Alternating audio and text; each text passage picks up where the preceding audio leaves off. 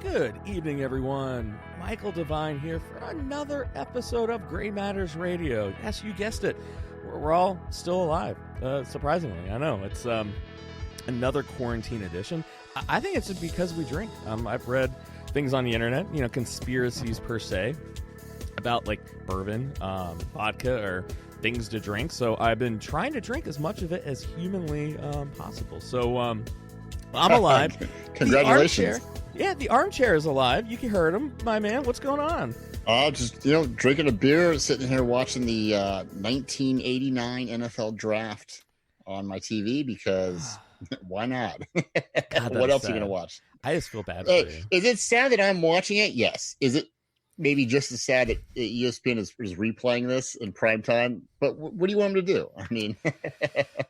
Nothing you can do. I was just going to say, it's better than nothing? Anything. So... Speaking of alive, you can't get more alive than a badass New Yorker. Our good friend, Cave Crew, Big B, my man. What's up, guys? How's it going? I'm here too, drinking my beer. And if you think watching the 1989 NFL draft is bad, on Sundays I watch virtual NASCAR racing. Dude, I've been watching at home and play video games, and I watch it on TV. Dude, I've been watching the IndyCar iRacing series. I'm not gonna lie. If I had like 10 G's lying around, I would build a badass gaming system and buy a little racing rig, but I'm not dropping 10 G's. I watched some highlights on SportsCenter. I caught some highlights yesterday of that virtual racing. I think it was IndyCar.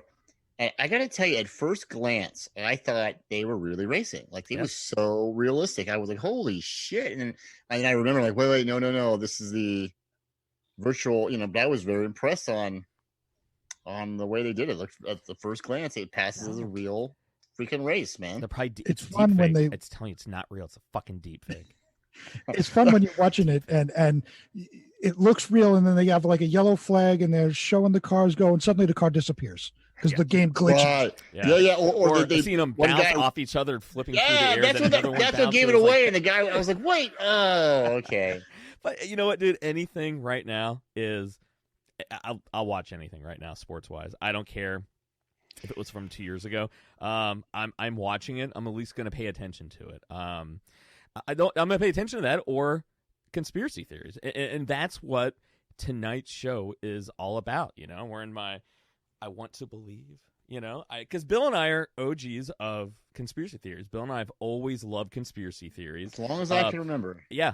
We've all, kind of bonded over conspiracy theories. I mean, literally in between when we're on, each other's shows, we'll just, send random messages and be like, literally, it was like a couple weeks ago, was like, dude, we got to talk about conspiracies. I'm like, dude, we have to talk about conspiracies. Now, before we get started off talking about conspiracies, sometimes I feel like I don't do enough bringing the therapeutic component into what I do here. I've talked to several people off-air listeners of the show, and to be like, hey, gotta bring a little more therapy into. I'm like, all right, I've been badgered kind of with it, and I was talking to our good friend Dan Evans, epidemiologist with state of Pennsylvania. He's been on our show plenty of times, and he was even like, dude, you got to bring more therapy into it. So I was like, fuck, all right, fine, I'm going to bring more therapy into it. So I'm going to tee up how we're going to talk about conspiracy theories with talking about work with clients. And so there's, I've been seeing clients for 10 years. I have lots of different examples. So, I'm not going to give away anything exact, we keep things, de-identified. But I think like when we're talking about conspiracy theories and we're trying to figure out how to look at it, it's also about looking at how we shouldn't be looking at conspiracy theories. And there's a client that I had, this was several years ago, real cool client. I mean, had a lot of strengths, but then he had some weaknesses, and this client was on the autism spectrum. And for those of you who know anyone with like Asperger's, you'll automatically know that sometimes how they form opinions, the evidence they look at, thinking outside of themselves, thinking less egocentrically, that is a problem. And a lot of times they're very susceptible to looking at falling for conspiracy theories, but more importantly, when they're looking at their own life, how they derive conclusions as to understanding why it is or what's happening based on the evidence that they're observing. And so this particular client thought their wife was not only cheating on them, but was also potentially trying to screw him out of with money, stuff with family and all this. And I was like, well, okay. And he came in because he was really upset. I was like, all right, well, hey, let's walk through this here, because I don't automatically assume that what my clients talk about is bullshit, but we are going to analyze it. We're going to look at it legitimately. So I remember we were talking about, I was like, all right, so walk me through what evidence you have. And he kind of started laying out certain pieces of evidence, like secret phone calls, her not being honest when he's like, hey, what are you guys kind of talking about?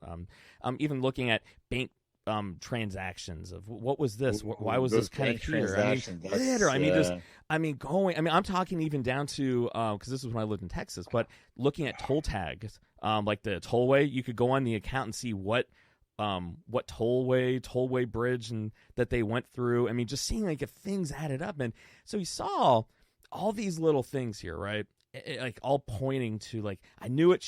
I knew this based on all this evidence. And I'm not going to lie, when he's presenting the evidence in a certain way, you're like, all right, I mean, where there's smoke, there's fire sometimes. And I was like, all right, well, I mean, we're only going to be able to know so much. I mean, she isn't here right now. We can't talk to her.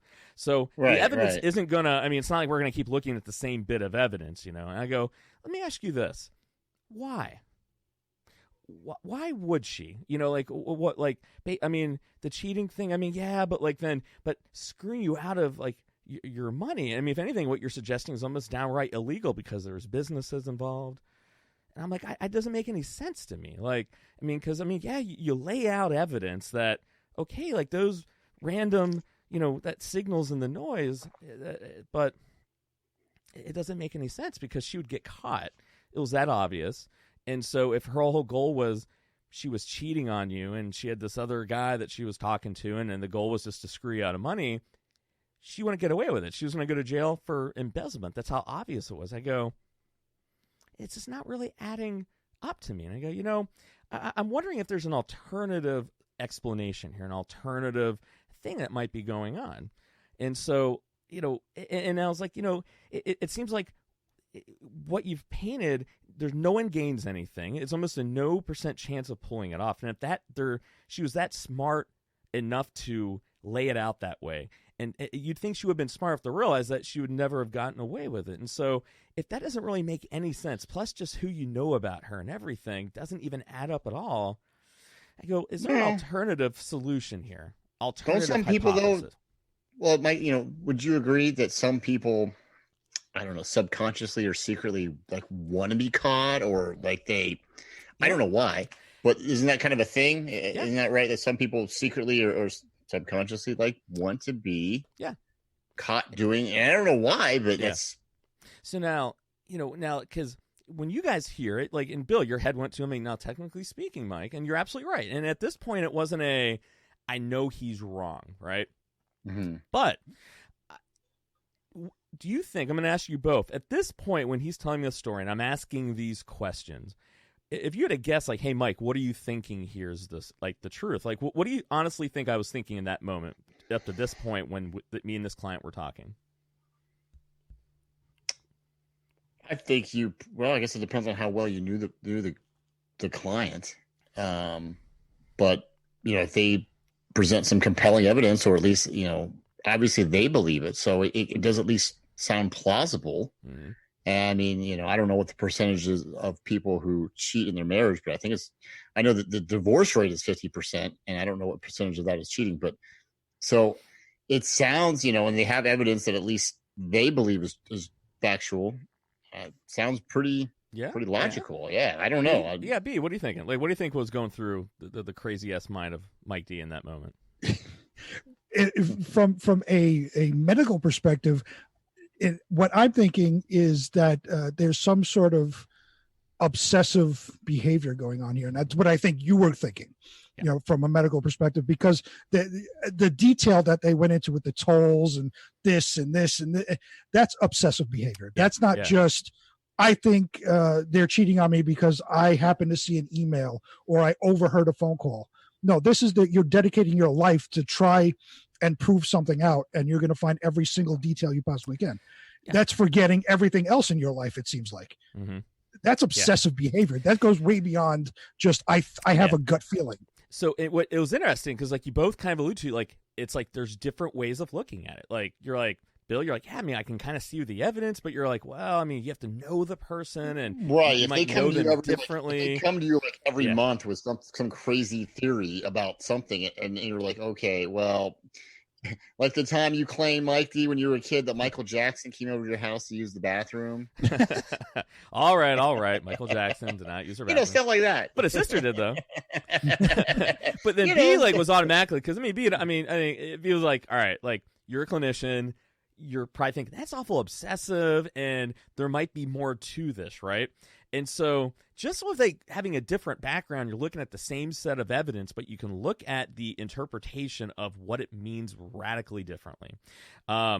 And what the real truth kind of was that I kind of know this client to obsess a little bit. Sometimes they can go through little manic-y kind of little episodes, and it's exactly what was happening. They stopped taking their medication, and then the reason why there was secret in this is because the wife was talking with his parents about, do we have to hospitalize him? We don't know what to do. If he knew that we were talking, he would probably think we're conspiring against him. And so then it kept feeding into it, right? And so what you kind of understand is that depending on how you define the evidence, what you're looking for, if we look for what we call the confirmation bias, and I talk about this all the time on the show, is that when we have a preconceived notion of like what we want to look for, we want to believe something, we're only going to be looking for things that fit that. But that's not how we roll in the scientific community. But you see that with people, our errors of thinking, how we tend to view things, especially in trying times. And so I wanted to use that as a corollary of like why we're going to be talking or how we're going to be talking about this, the manner in which we're going to, and how we have to understand ourselves to understand all the things that are going on around us in the world. And when things and facts matter most, we have to really understand what are facts and what those facts mean, but then ask ourselves the basic question of not just looking at getting the tunnel vision of the data and it fitting what you're wanting to know, but the why. Why would somebody do that? What advantage would somebody have? And I think you very quickly see a lot of times conspiracy theories start to fall apart because well, what's the end game? How does it play out? Why would they do that? If they were that intelligent and had the resources to pull it off in the first place, why would they then pick a means that clearly had no chance of working? It doesn't make any sense. That's where all of a sudden I think we may have something here. So tonight, we are going to be talking about the coronavirus, the COVID-19 conspiracy theories, and I knew we had to talk about it because they're out there everywhere. B, I know you are excited because like you have a lot of friends who are very much knee deep in a lot of it. Like what is it like? I mean, what do you hear from your friends? And just you being, you're a pretty neutral guy when it comes to these things. Like what is it? What goes through your mind?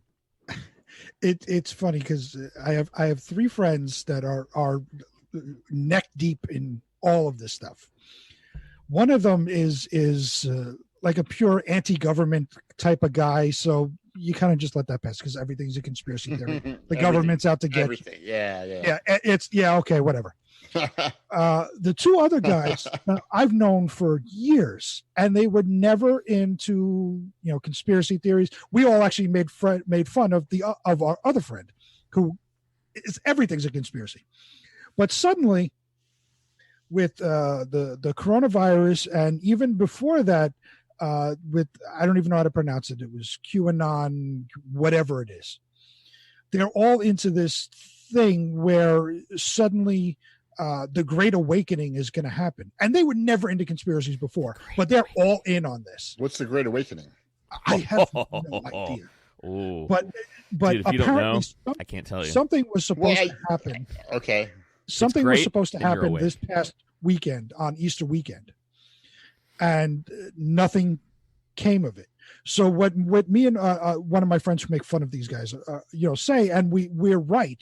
whenever they put out a date of something, and they've always been wrong. Like they're over the century. Right. But even when they're wrong and you call them out on it, oh, it's coming. Well, here's why it was pushed out because right. So they're never, ever, ever going to be proven wrong because they just pushed the date. Yeah. And it's, it just hasn't happened yet, or they changed the timeline, or they prevented it from happening. Q worked. Yeah, right. And I see got out, so they had to change it. Right. And I see one of my friend, one of them that's really that we played in bands together. I mean, we were together all the time back in the 90s when we were in our 20s. We played everywhere together, and it's almost like a paranoia is setting in. Like those, not even the anti-government people, but just the guy that sits in his house and opens and closes the shutters. See, there's somebody out there. They're coming. They're coming. It's almost, I can see a paranoia setting in. It's really weird to watch. I mean, it's sad in a sense because I've known him in a completely different light. We drink and joke around and make fun of people, but now suddenly the Great Awakening is happening and red pilling is going to happen. Yeah. And when they lit up the Empire State Building to honor the emergency workers in red with a white light spinning to signify like the emergency lights. Oh, that's it. It's happening. It's starting. Talking about. Isn't that crazy though? I mean, in a way, it's like social media has almost like exposed some of our friends on who the crazy ones are. And we always kind of knew, we're all crazy to certain extents. We all have our own different levels of crazy. Yeah, we have our own little nuances, and it's just the way it is. I mean, that's what makes us unique. But unfortunately, with social media, some people will put that out there, and they will live and die by their statement, no matter how outrageous it is. And it's like, for everyone to see and read and digest, and God forbid if you disagree with them, no matter what they believe, and it's like, oh well, you're either asleep or you're a part of the conspiracy or you're a sheep or whatever, and you're like, well, maybe I am. I don't know. You just don't get it. You're part of the sheeple and they might be right. I don't know. Maybe I am, but then again, I have my own thoughts. I'm like, well, wait, what if it's this? And I'm like, I don't really want to be comfortable sharing that on social media because like I don't want to be branded as like that crazy person, because again, it's just kind of speculation. And I kind of feel like if it is a great awakening or some kind of government conspiracy to take over the world or whatever the deal is, by the time we actually have proof or we have confirmation, it'll be too late anyway. We'll all be either enslaved or dead or whatever. So by then we'll be in some prison camp. I told you so, Divine. Like, great, congratulations. Like, so I don't worry about it too much. And that's they're using that, and then they're taking the coronavirus and folding those conspiracies into their own conspiracy. So now it's become a left-wing conspiracy to bring down Trump. Yep, it's a left-wing conspiracy to take back the government because they lost in 2016. I just to me, I just remember when conspiracy had nothing to do with political party. It wasn't right wing. It wasn't left wing. It was just, you were fucking weird if you believed it. And like, so it was the New World Order, and consider, I did some research on, actually, before I get into that, I mean, like, what do you guys really think? I mean, this non-scientific, just, you guys are smart dudes, but I mean, why do you guys, I mean, B, what do you think? Like, why do people believe in, conspiracy theories, especially to the extent that we're seeing now where they're consistently untrue, but their belief in it is even more fervent than ever? It seems to me that conspiracy theories come out when tragedy happens. Mm-hmm. So you see it. I mean, we saw it hugely in 9/11 here in New York. You go back to when JFK was assassinated. And anytime there's some sort of tragic national event, there's conspiracies that come around it. Yeah. And what I think, and I'm sure I'm way off base, but I think it's a coping mechanism for people to kind of feel safe, whereas that wouldn't happen to me. That's the government trying to control me. I'm not in danger because I'm going to take back my rights, and I have my rights, and I'm going to fight the government or whatever it is. Not that, we're vulnerable and we got attacked by terrorists on 9/11. We're vulnerable. A disease, a virus got loose and can kill any one of us at any given time. I think it's more of a coping mechanism than anything else, so they don't have to accept that reality. Yeah, I'm not going to argue with that one, man. Fucking A. Hey, look at the big brain on Big B. Billy Ray, what do you think, man? Like, why do people believe in conspiracy theories? I think Big B, he hit the nail on the head there, so to speak. There is kind of a coping mechanism, I think. It goes back to, like, people have a fear of the unknown. We all kind of do. So, like, when we think we have something figured out, especially as life-altering as a COVID-19 or a 9/11 or something like that, or JFK assassination, we almost want to be on the inside. We want to know the inside scoop. Like, we don't want to be on the outside not knowing, because that can be kind of scary. And then if I've cracked the code or the secret, I want you to know, and I want you to believe that I know. And it kind of makes me, I think it's a mental thing. It makes you kind of feel a little bit better, like you have maybe more control, even though you're not in control. I mean, look at, like he said, 9/11. Look at the conspiracy. We just had the 25th anniversary of the Oklahoma City bombing.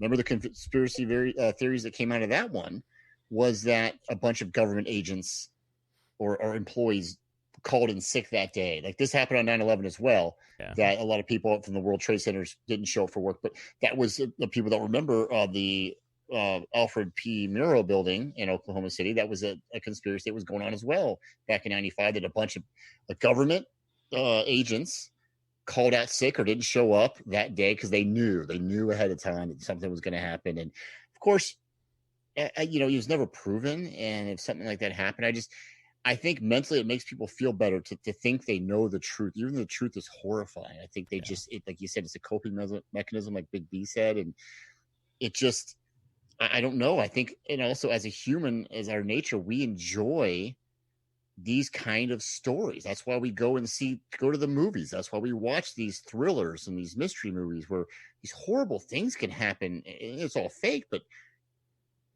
I don't know. That's my guess, is just that's the psyche of it. Is we kind of want it to be true to a point, because we want to be the one that figured it out, or we want to be the one that kind of pulled back the curtain, because it makes us deal with it better, I guess. I don't know.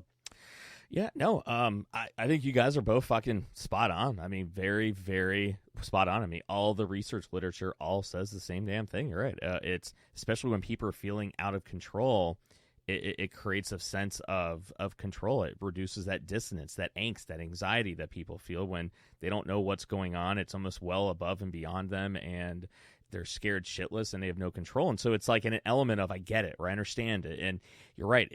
It's about, I have some element of control over something that's radically uncontrollable. I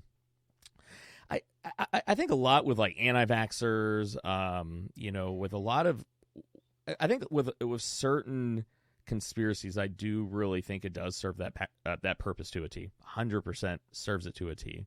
But I do think like with a lot of the New World Order and the deep state and some of these more like the geopolitical conspiracy theories that have really more come into the mainstream, it sucked all the oxygen out of the room. I think from a psychological perspective, I think it's everything you guys said, but I think it goes even beyond that, because I think so many people are so unhappy with the way the world is, just how society is structured, and economics and corruption and greed and how politics play. And it's almost like they want to believe so badly. Want it to happen. They want it to happen because it's like, oh, I'm important and I'm part of something bigger and I can beat on this. The inside or of it. I get it. I understand it. I lose that power. And it's like almost like creating, and then in some essences, that it's a self-fulfilling prophecy out of in an attempt to prevent something from happening. A lot of times you end up making something happen. Why do we enjoy gossip? Because we want to be on the inside. We want to know the real story that maybe not everybody else knows. I think it's like if they ran a study, and maybe I'm sure they have, like it probably triggers some kind of, thing in your brain that makes you feel good. I have no idea. Like I'm just guessing here, but it makes you feel good to be on the inside. I know it's a dopamine reward system. There you go, dopamine. Yeah. That's the word it very much is. It's that need for belonging, oxytocin. I mean, no, you're absolutely right. So I think there's a lot more at play here, where I think a lot of people abuse drugs and alcohol because their way of dealing with, I hate and unhappy with the way the world is. I just want to ignore it and not feel it. But I think for these people, it's almost like the same exact thing. It's their way of dealing with that dissonance, but I'm going to use it through like a fake sense of being in control. And then when you have somebody like a president and now politicians taking the president's lead, where they made believing in the deep state and corruption and conspiracy theories mainstream, that's just like fucking, we have someone on the inside, he's the president, he's validating it. Whereas Trump's using it as a goof. I don't know that Trump really believes as much as he's using it as a smokescreen. Yeah. Right. I think Trump's kind of just pulling the strings, like massaging the people, saying, yeah, that's right. That's right. It's the deep state. That's right. It's a conspiracy. And maybe it is. But I think there's some things he does believe. Well, as a Trump supporter, for the most part, I can say, some of that stuff is total bullshit. Like, he's totally playing politics there. The problem is, though, 30% of his support believes it, though. That's the thing no one wants to say anything about, is that that 30% of the electorate is his base, and his base believes it. And it's hyperbole, but no, it's not hyperbole when 30% of the country believes that hyperbole. They will. It's not hyperbole anymore. They will think that you're taking away their rights. Yeah. And again, maybe all this conspiracy is true. I don't know. But they will tell you that they're trying to take away your rights. They want to put you into prison camps. They want to take away all your guns. They want it. This is the first stages of a police state. And again, maybe it's going to happen. I don't know. I don't trust our government that much. Trust me, but here's what was. We're going to say. I was just say that was a huge sticking point when 9/11 happened, and they introduced the Patriot Act, which was to gather information on potential homegrown terrorists. Oh, now the government's going to spy on everybody. They're going to know what you're doing. They're going to, don't tell me if you do nothing. If you do nothing wrong, you have nothing to worry about. They're taking your rights away, and you don't even know it. It was a whole huge. Once again, it's about what makes more sense. Or did they overreach something that was based out of legitimacy? Because they'll say, hey, if we can listen to every conversation, we can stop bad guys. Hopefully people don't misuse it. Or is it from the get go a giant global conspiracy that was ushered in by then they faked the 9/11. Rothschild family, so they could do. So it's always that. And so now here's where it gets interesting. Like, if we have a good idea of the mental makeup or the underlying psychological schemas and constructs that make people more susceptible to it, what is it like about their thinking? Like the types of thinking that lend itself better to people believing in conspiracy theories. So what was cool, they broke it down into. It's called CONSPIRE is the little acronym for traits of conspiratorial thinking. And now remember, conspiratorial thinking, they're really defining as I'm seeing something where I don't 100% know what is going on. So my imagination or my own mental constructs are going to fill in the gaps and define what it is that I'm seeing and what it is that I'm not seeing. So people in these situations, traits of people with like how they interpret those events as conspiracies, number one, so they look a lot at contradictory type of thinking, where it's like, well, if this but not this, almost very black and white. Well, it can only be this or it can only be that. And it's like, no, like it's not as black and white as that. Like, I don't know how many times you guys have gotten into arguments with people online where you'll disagree with something. So what, do you fucking love Obama, you communist? Actually, no, I don't like Obama. And I'm not saying I don't like it. I'm just saying I'm in the middle. Well, you have to fucking choose it. If you're not, dude, it's like, oh my fucking God. I tell you what, when I leave a comment, I cannot leave any pro-Trump comments, even when he actually does something good, without being called a Russian bot. You're a Russian. You're an agent. I'm like, yep. God damn it, am I? Like, what the? To the point where I'm starting to think, have I been infiltrated by the Kremlin? Like, what the hell? Like, that's how it is, though. You believe in Trump, but it's the other way around. Like you said, if you're anti-Trump, you're a communist. You're what? Pro-Chinese, yeah. It is what it is. Sons of bitches. Who knew that they're everywhere? So yes. So we kind of see it's like either this or you're that, right?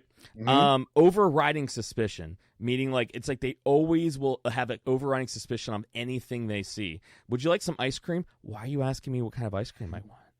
What would you like to drink? Why you ask me at this very moment what I want to drink? Overriding suspicion, nefarious like the Matrix intent. or something.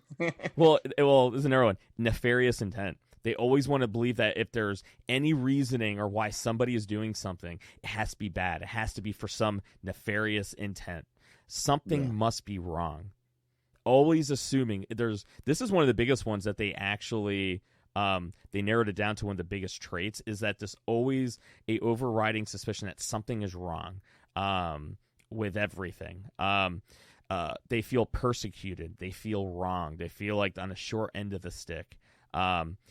Immune to evidence. It doesn't matter if you provide black and white compelling evidence.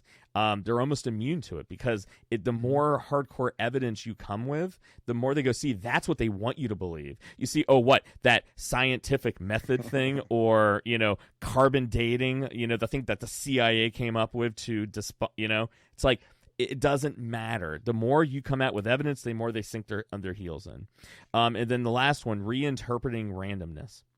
Things that have no connection. My personal favorite thing is that my bullshit meter of a dumb conspiracy theory or trying to explain something, if they go, well, to really understand this, you need to go back to 1937. There was a little known patent clerk by the name of Samuel Johnson. Now, the reason why you don't know about Samuel Johnson, it's if you have to go back that far, no. Who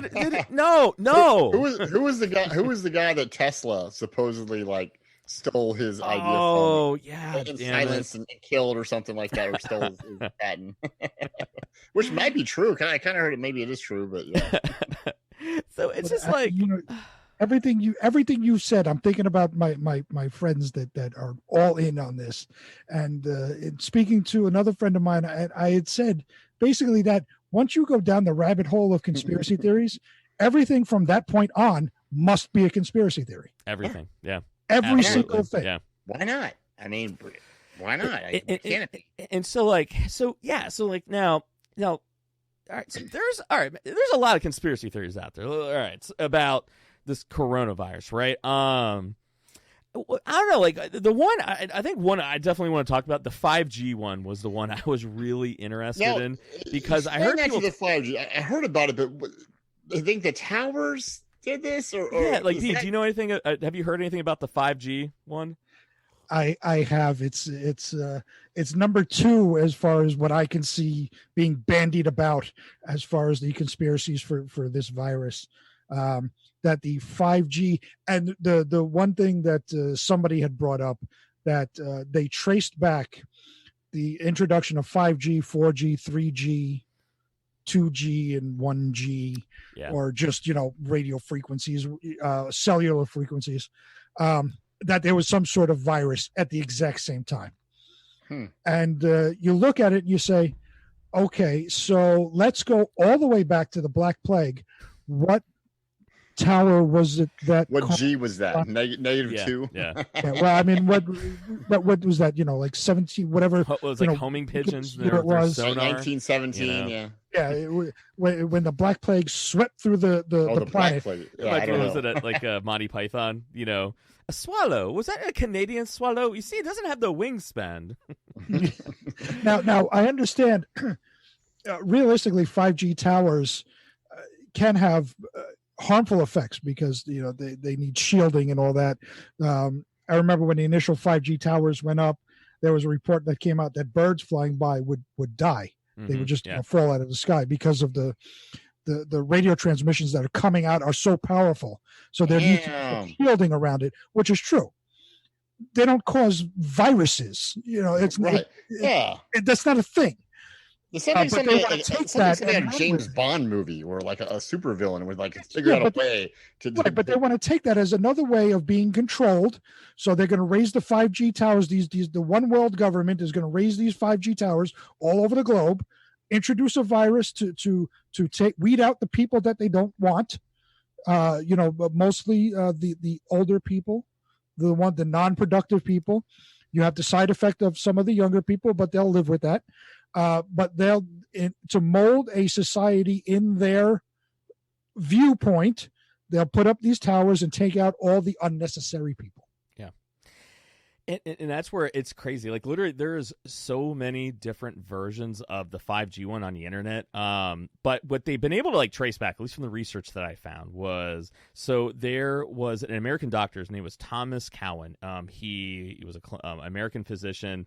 He was on YouTube, and he basically presented this case about how the 5G towers through its cellular, the ultra high frequency radio waves, it's altering people's DNA, which is affecting their immune system, which is why people who it's why it's in the major metropolitan areas, because of that's the only places where 5G towers are, basically.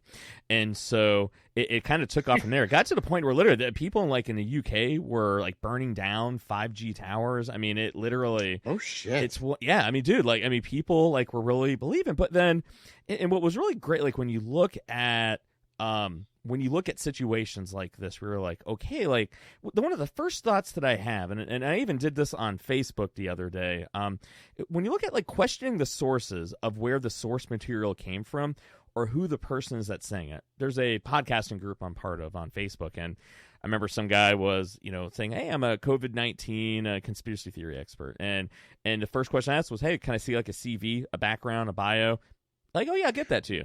I'm an expert. And that's where it's like, and that's where you have to always look at, like, one of the first things that anyone can really do when you're trying to debunk something is immediately go for the sources, right? And one of the best ones I love to see, and Dan Evans talked to us about this, did they call themselves a scientist, a clinician, a physician, a researcher, professional? It's like they use these very vague terms because, as anyone in any field knows, that okay, like just because you know something about one thing doesn't mean you know a lot about something else. And so, what are their backgrounds? What's their reputation like? And so, Thomas Cowan, the guy who started all of it, he's a physician who lost his license, or I'm sorry, he was on a 5-year probation, and he's prohibited. He was a cancer doctor, prohibited from providing cancer treatments to patients, and it has to be supervised anytime he's going to do anything. So it's kind of like automatically you guys sit there and go questioning the guy's credentials. There was another guy, his name was Andrew Wakefield. He actually, once again, a debarred former physician, and he's one of the biggest figures in the anti-vaccine movement. This is the same guy who was a big part of an organization that tried to basically deny the link between like HIV and AIDS even. And so when you look at the sources of the people and what they're saying, a lot of times you start finding they're not very credible. They're not even an expert in that area. They actually, like, if you look at their reputations, a lot of time they're suspect at best. That's why a lot of us were always joking around about Dr. Phil, because he went to our grad program, and we used to make jokes as a guy literally lost his license. That's why he doesn't have a license. He went into business with one of his clients, which is a major no-no, lost his license, and then became a life coach, which is how he met Oprah and became a huge thing. So it's like you have to question people's backgrounds, or you see them Oprah selling shit. I have a cure for it, or I'm selling something, or come to see me speak. There's always like a hook as to I'm going to make money off of you believing what it is that I have to kind of say. Just buy my system, 3 easy payments of $19.95 each, and yeah, you're good to go. Obviously. And here's the best part about the 5G theory is that they keep basing it on the ultra high frequency waves in which it transmits its signal, and they go literally, even if like you look at the doctors and kind of are suspect, there's one thing that is mutually exclusive, this fact that is mutually exclusive with any 5G theory causing anything. The signal, like T-Mobile, their spokesman said the tower and the signals they use are a UHF TV signal that just that aren't used anymore, that have been around since like the 70s and the 60s. They use those very same signals. When they go ultra high frequency, that's what UHF stands for. For a lot of people that don't remember, you had two things on your old dialed TVs. You had the VHF, which where all the real channels were, but then you had UHF, which was like public access and just bunk. just bunk channels. Weird Al Yankovic's channel. Yeah, I was going to say, can I watch the Wheel of Fish now? U62. Today we're going to teach his poodle how to fly. Well, just call me Mr. Butterfingers. Where you want to go, kids? Oh my God! God, I love Big B. Yeah, there's a reason why we like him on the show. But so Fantastic. Just with that one alone, it's like it's the same fucking frequency they used for 40 years, and you didn't have coronavirus. So, just for the record, and maybe you said it earlier, there is no scientific link at all between none 5G towers and getting a freaking flu-like virus. The only it's link just so where insane. there's any causal link that is pretty legitimate is cancer and certain cellular frequencies. I was gonna say like cancer, and that was more the old school. Sense. That was more the old school film. So I think there's like a nugget of truth where there's a part of it that is true. Then the rest goes, but it's just when you look at the people who bring it up, and you look at like alternative ways of looking at this. It's like, is it some thing they're trying to hide and roll out and just, kill off the masses and, as B said, use it as a tool to overtake? But it's like, why would, like, in this day and age with something that will be everywhere, why would companies knowingly, especially now that they know that there's a causal link with that and cancer, why would they knowingly do that? Why would they then knowingly try to cover it up in a very shitty way? And then on top of that, it doesn't make any sense. I don't even have to go any further. It doesn't make any sense in my mind. It just really doesn't. And then to continue rolling it out and just ramming it through it. I mean, I don't know. So that's the 5G one. I don't know, Bill. What do you got, man? Like, is there one that you really just saw out there and you're just like, dude, we have to dive into that one? Well, I'll tell you the one that I think is most probable, and I'm not saying it's for real, but if we're talking, if I had to put money down on what actually happened, we may never ever actually get the truth. Let's just be honest. But if the one I think or I suspect may have happened was, I think that this was something, if it wasn't from that open air market, right? Something jumping over, we talked about that, which that sounds very, very plausible. If it wasn't that, I think it was probably something that was, I suspect, was created in a Chinese lab that, and I want to say was accidentally escaped. I don't think this was purposely released into the public. Number one, I think that it was an accident. I mean, we make viruses here in the United States. They make viruses in Russia. I mean, it could have happened anywhere. It just happened to be China.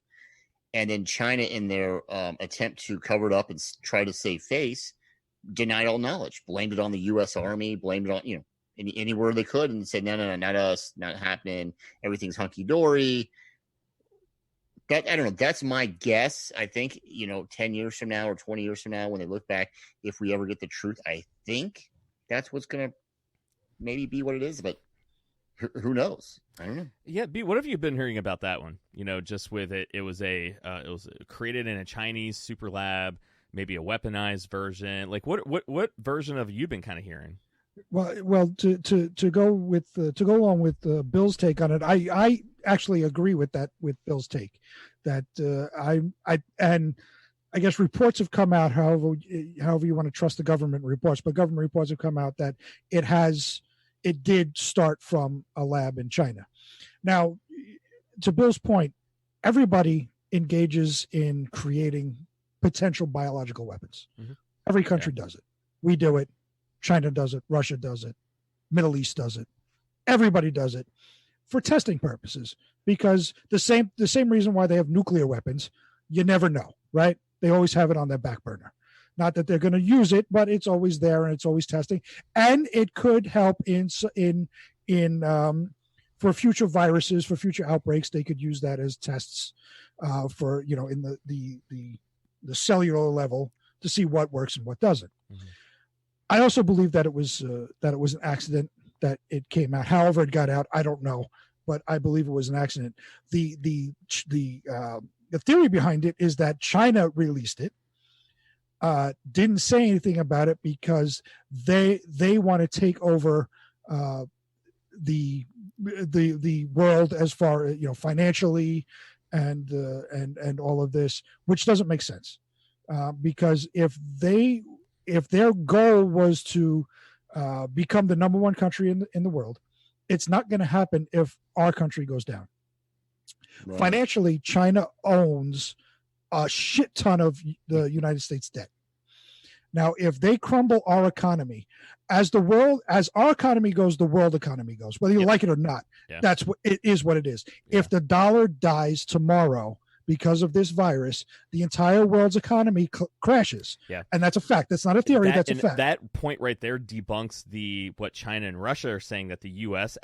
really released it to China to destroy their economy to bring manufacturing back. It's like, no, because they're the ones buying our debt that is allowing us to spend debt money. That point doesn't right there makes it doesn't make sense. That makes no sense whatsoever. None. Yeah. And conversely, on that point, if our economy dies because China owns so much of our debt, their economy collapses as well, because they rely on our debt payments, however it's made, yearly, quarterly, whatever.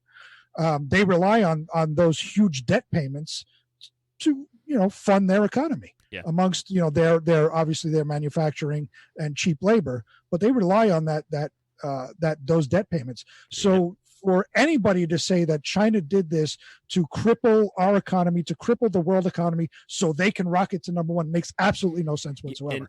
I agree with Bill that it was an accident. Yeah, and they covered it up because they do not want the world to know that they were possibly working on researching biological work. About saving face. They're really big with that. I mean, and the thing is, to be told, they told 1,000% more than what they did during the SARS and MERS outbreak. I mean, they got hammered because they totally denied SARS. So they technically acknowledged a lot more than what they did previously, but nonetheless, everyone knows their numbers are fucking full of shit. We know they're lying about their numbers, right?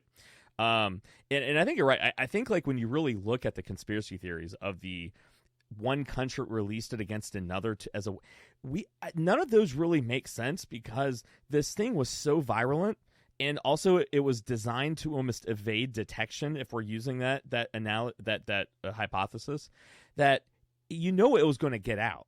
And then it would eventually, you'd have massive blowback. One of the stories my dad always told me about blowback was it was the Battle of Ypres. It's like YPES. It was in France. It was the first known case of one country using chemical warfare against the other, and the Germans used it against the French, right? The term blowback it came from that battle, is because the Germans launched it, and then the winds changed and it blew back on them. And so literally, so you look at, if a country is smart enough to be able to engineer a virus to carefully place it, to have the fake backstories and everything, you're telling me their modeling did not tell them that it would get out into the world. That's where it makes no sense. It's like, to be that smart to create something, but then not and assume that risk where it had almost no probability of working.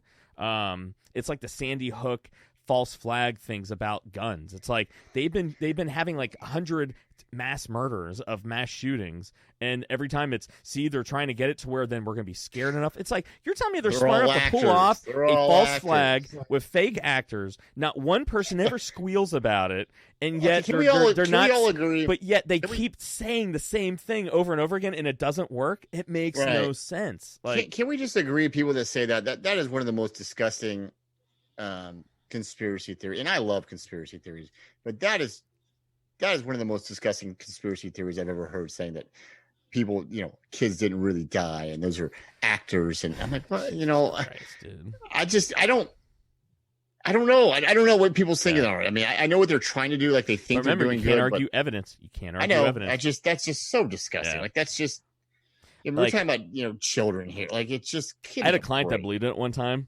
And just as a test, I didn't really know this, but I was like, fuck this, I was like, well, I actually know somebody whose kid actually died. Well, did you actually see the coffin? Did you actually see the dead body? It's like, Jesus Christ, dude. But But yeah, I mean, it none of it makes sense, right? With any of the New World Order ones, not a single one of them, because too much blowback. Anything where anyone is using this even as a ruse to take over the planet, or to give us our civil liberties, and it's like, why would you choose something that's going to destroy your economy anyway? Like, great, you won, and great, like, now your boat's sinking. Once again, if they're smart enough to pull off a coup like that, or a plan to get that many people involved with not one person squealing.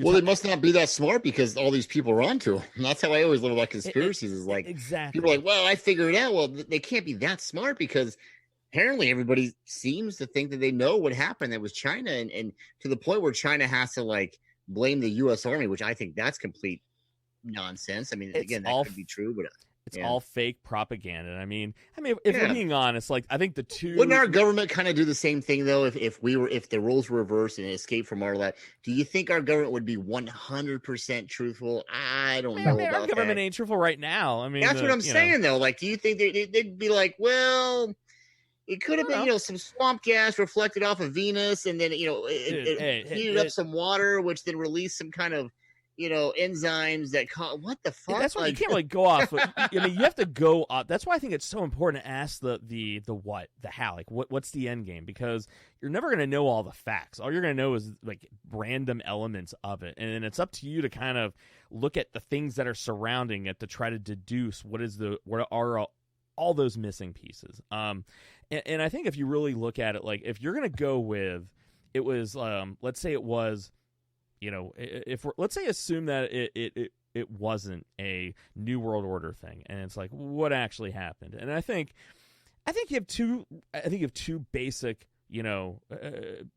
hypotheses, or two things that fit the data that actually make sense. It's either A, it was naturally occurring. I know a lot of the theories that are going on right now is that it's like a combo of kind of. It was I know Dan Evans basically told me offline that the hypothesis that why it's affecting some people more than not, it was basically a similar coronavirus, because coronaviruses and rhinoviruses are the most common colds, basically viruses. We all get them 100 times over. But maybe this particular strand was going around in the 60s or 70s. A lot of the people who got sick with it developed antibody reactions. Moms who had kids passed on those antibodies onto them. And so what happened was that there was a similar, that virus was going around this year for some way, shape, or form. And then there was a spillover event, probably one of the wet markets or whatever it kind of was, somewhere along the line. And that there was a crossover spillover event of a combination of that one from the 60s and 70s and this new one. And basically why some people are getting it so bad than others is that the ones who had the antibodies, their body kind of recognizes it but doesn't, and it goes into what they call cytokine shock, which your white blood cell, your immune system is attacking itself, and you're really dying. It's like a suicide from your immune system. That's what you're really dying of. Yeah. Your kidneys are shutting down, inflammation in your lungs, the fluid.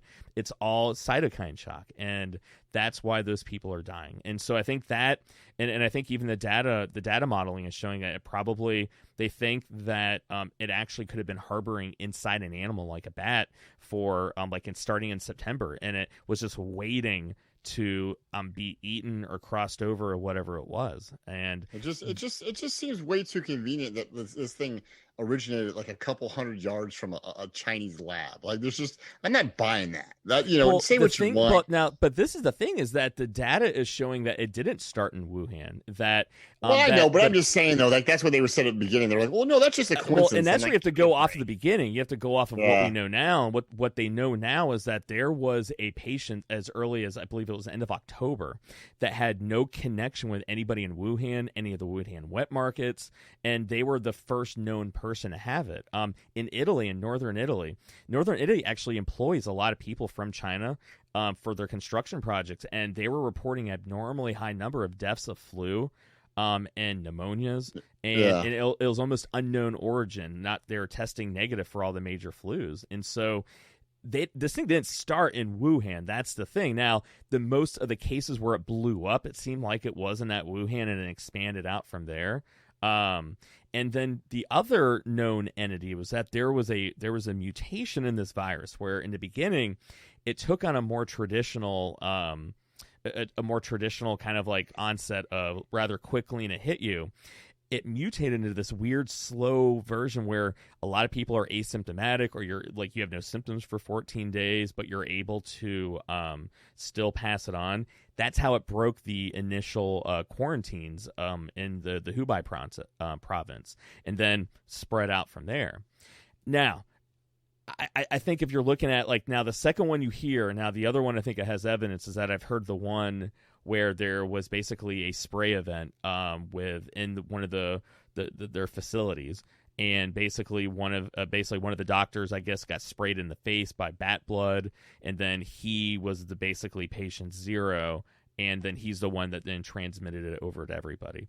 So I think anyway, I think if you look at the non-New World Order way of looking at, those are the two to me that match the evidence that also makes sense. I mean, are there any other ones that you're hearing or any other hypotheses you have that would actually fit that data? No, I just hear random awful conspiracy theories. Right. Things you can't prove or disprove. It's just out there. It's just. Now, I do have a New World Order conspiracy that does answer the, well, why? And also fits. That's actually a pretty good means to it. So let's say, if you're really looking, okay, what's a hypothesis? Now, it's going to sound kind of out there, but obviously I've been working on it for a couple days now.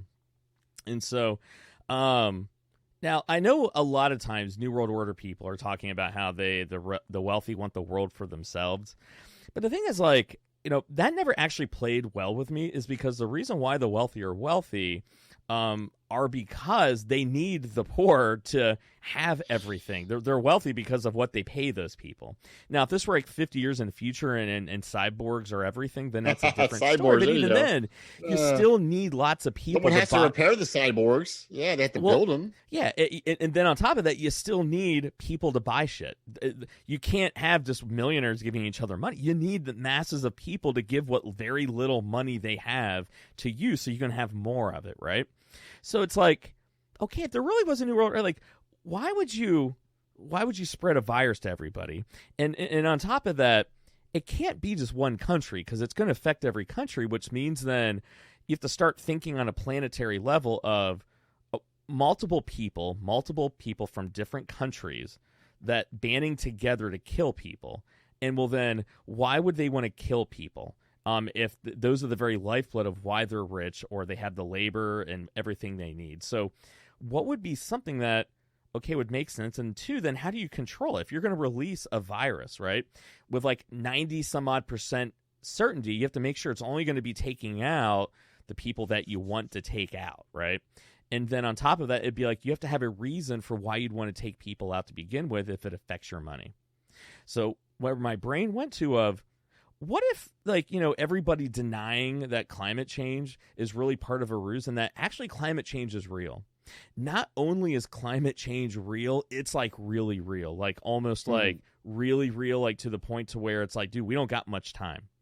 Now, if you talk to a lot of people about carbon and methane and, greenhouse gas emitters, there's always one set of people that are never, really talked about, or populations that are never really talked about. Everyone talks about like cattle and carbon fuels and everything. Human beings and human activity, because they always put down as human activity, which is included with cars. But the reality is we fucking, with every breath, every fart, all of our trash, cows. Literally, I mean, they actually, like, if you look at decay over like landfills and wastewater, it's humans release the most amount. And what if we're at this, like, almost like, it's called carrying capacity. Carrying capacity is the ability for any ecosystem to carry a certain population of people before it starts degrading, right?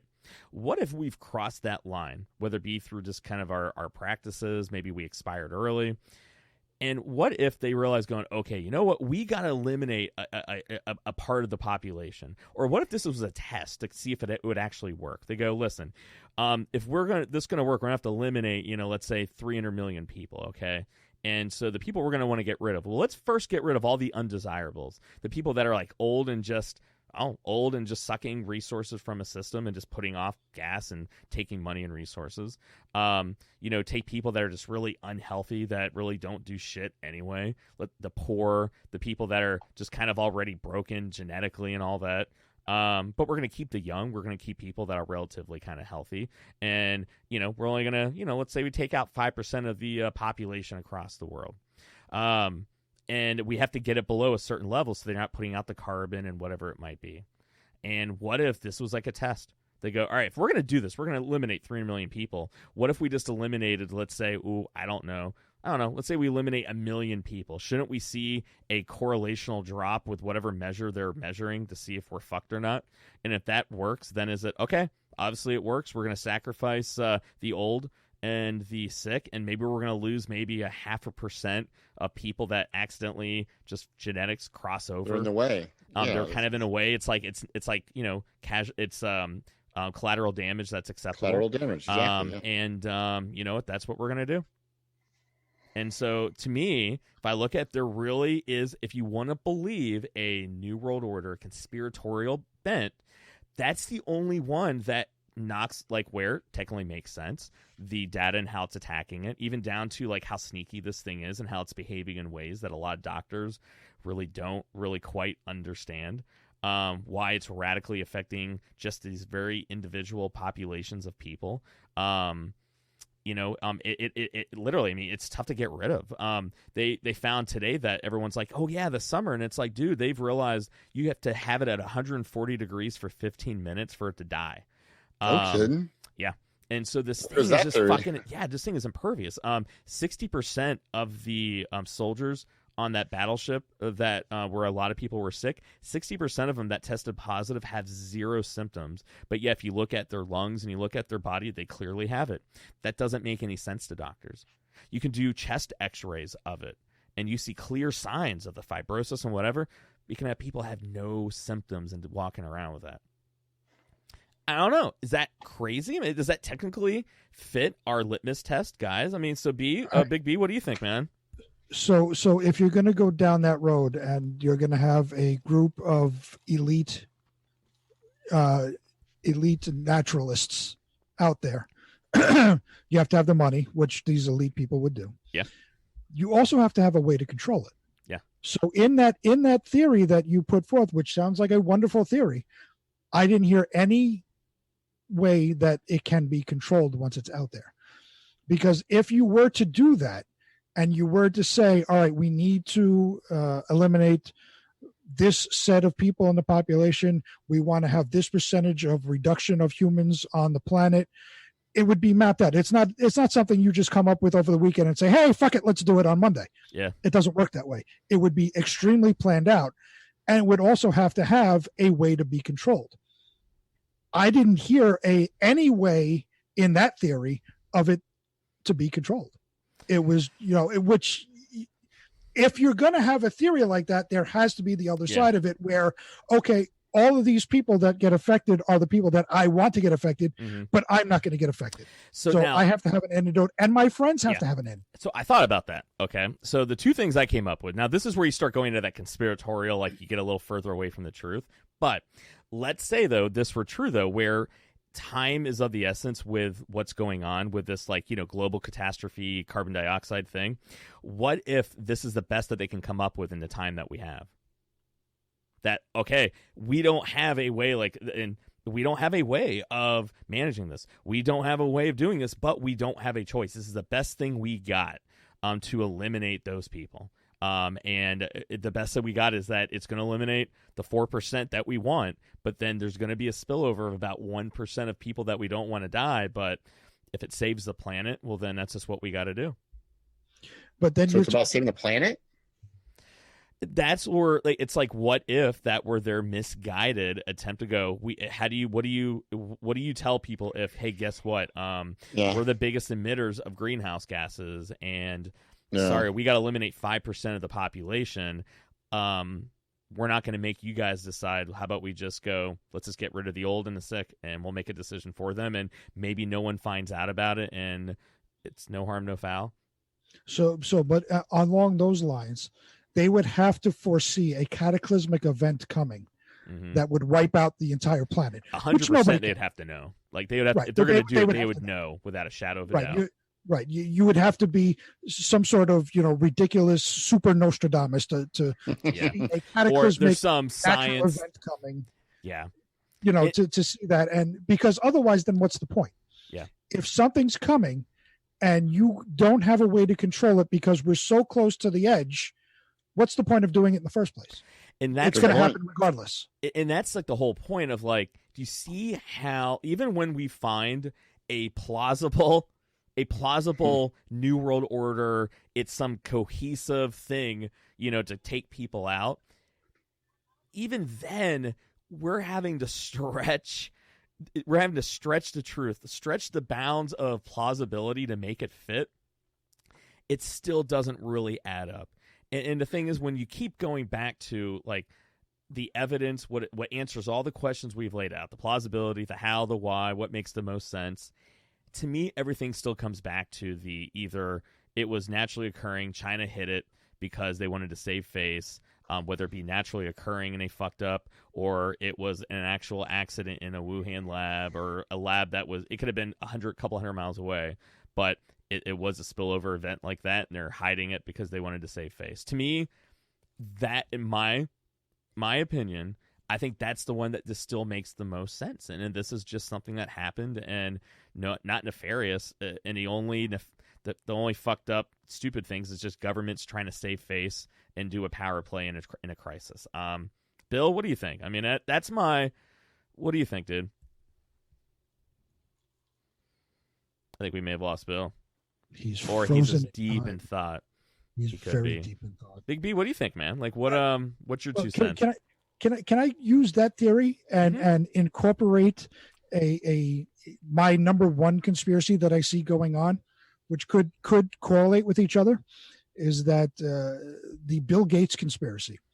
That now the virus has been released, and it supposedly has come from the ultra elite, where Bill Gates is involved. He's in bed with Fauci and the World Health Organization, and he's going to invent the cure for it. So now you're controlling your population. And the cure, the mandatory vaccination is going to have some sort of chip in it, like you do to microchip animals, cats and dogs. It will have a microchip in it, so you can be tracked. You could see whether you've gotten the antidote or not, and to ultimately track you Big Brother style. So now, not only do you release it to control your population, but you sell the antidote, so you make more money off of it. So the Bill Gates one actually was interesting to go through because it was kind of half based in reality, half based in it was debunked. So like, I don't know how much you knew about the origins of it. So the origins of the Bill Gates one can be traced back to, of course, YouTube and QAnon, claiming that Gates knew about the pandemic ahead of time. So they cited a vaccine patent that was filed by a British group called Pirbright Institute that have received funding from the Bill Gates Foundation. And that was in January before the event, before everything started really kind of blowing up, right? However, though, like the thing is, like when you look at the patent, because I guess like everyone picked it up 2 days later after the patent was filed. The only thing, though, was that the vaccine where the patent that was filed for had actually nothing to do with the novel coronavirus, Covid-19, which is what's causing this, but actually a different coronavirus that actually just affects poultry. And then there was another one where, let's see here, Roger Stone, Trump's kind of confidant that's in jail right now. They basically said the Gates organization pledged $250 million to fighting the coronavirus pandemic. And so that's when all of a sudden all this attention started getting on him. And they're once again basically saying that he was giving money to different organizations or different virus companies basically to help find, and some of them were even dating back to so that company that I told you about, that Pirbright, they actually discovered that vaccine in 2015 or 2016. So they just now filed the patent for it because they're going to protect whatever it is that they found. But it's just a second Bill Gates started giving money to the WHO and is really big on world health. it just, that attention kind of went on him. So that's where the whole theory got its start. And from what I can read, not much went beyond Bill Gates than those two initial things, and then just the correlation of him and his foundation trying to find, like, he gave money to a company. It's a company called Inovio Pharmaceuticals. They specialize in DNA-based vaccines. Actually, it's a company I'm invested into. Actually, I fucking sold it. Oh, they shit okay. the Well, yeah. I'm glad that they're really cool because they do a lot of, at least disclose. So this. they do a cancer research, and so DNA space, and they have some in their pipeline, but that's where I learned not to do biofarm stocks, because I don't know what the fuck it is that I'm doing. But every time there's been like Ebola, they put one out there to try to see if it worked. It didn't. And so now they're applying it to this one. That's the one Bill Gates got behind. And so that was even another company that they said, oh, great. So now they're going to have this one that maybe is going to get approved, and you see he's in on it. So depending on what side of the coin you're on, is he a guy that, like, I mean, literally the Bill and Melinda Gates Foundation is like, its sole purpose is to help find solutions that are facing mankind, like climate change, energy, cancer. And so if you believe Bill Gates and his intentionality, once again, that nefarious intent or not, he's just a guy that he's looking at this as the biggest challenge facing mankind. He wants to give his money to it. If you believe, like, in a new world order, the wealthy are trying to take over everything, this is just his final nail in the coffin. He's been waiting in the wings for this to happen, and then pounces on it.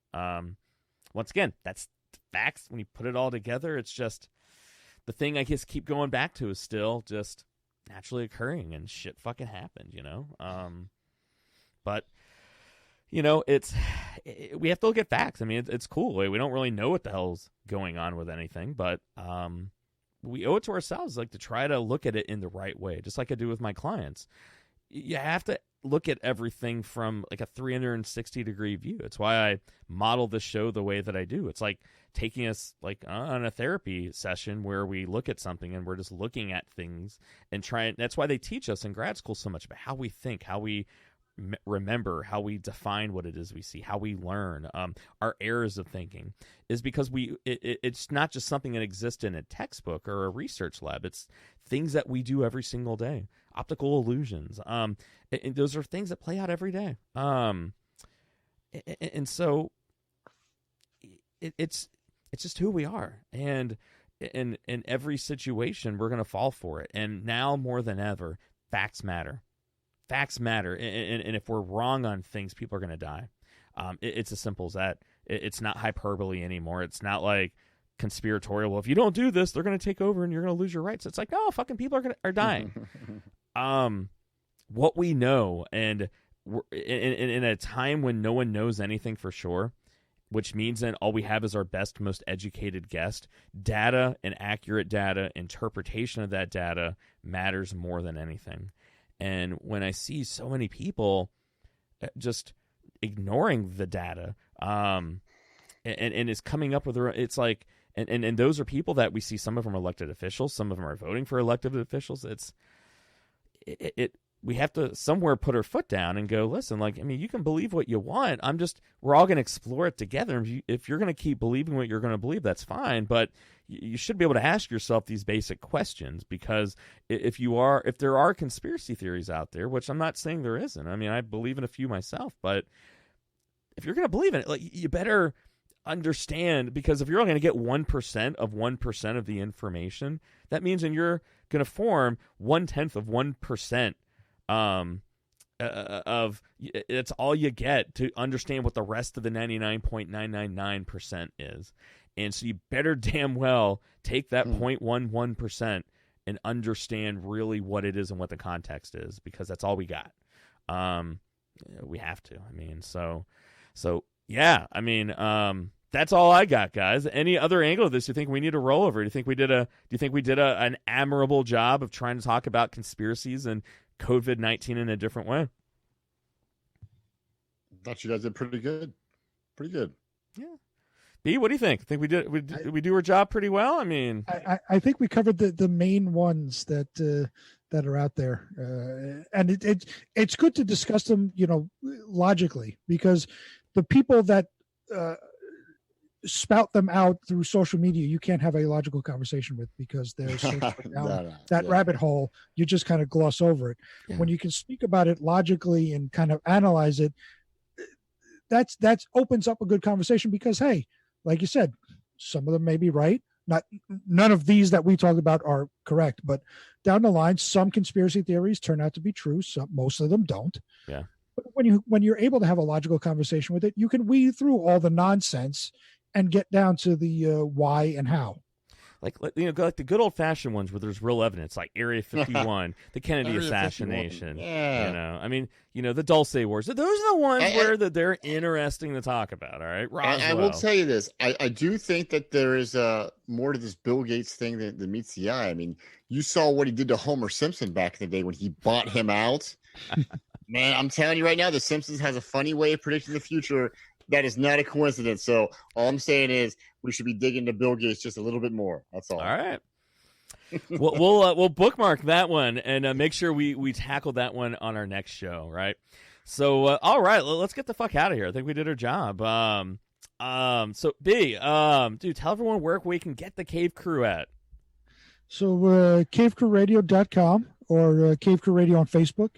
This week we'll be live on Friday, April 24th at 8 p.m. Eastern with the man of 1,000 voices, Matt Vanderpool, a comedian out of Ohio. So look the him up. Amish comic. I love that guy, man. Ohioans. Yeah. And for those of you who don't know our show, if you listen to this show's really, really smart and interesting. We're the complete opposite. We tell like fart jokes and talk about weird Florida news.